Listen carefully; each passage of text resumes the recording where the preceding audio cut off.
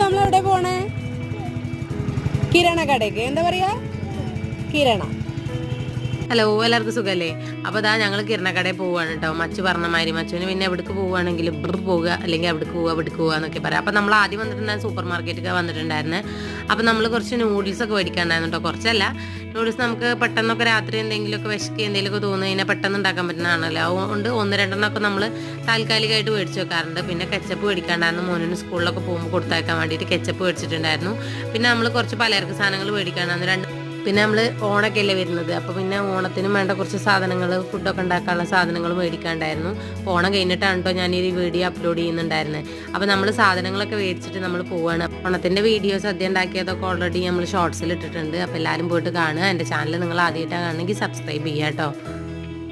അപ്പോൾ മച്ചുവിനെ അവിടെ നിന്ന് മോനൂന് മുട്ടായിയൊക്കെ കൊടുത്തിട്ടുണ്ടായിരുന്നു. മച്ചു ഇങ്ങനെ കാണിച്ചു തരുന്ന വീഡിയോയിൽ കാണിക്കാൻ വേണ്ടിയിട്ട്. അപ്പോൾ ഓക്കെ, ബൈ. നാളെ നല്ലൊരു വീഡിയോ ആയിട്ട് കാണാം.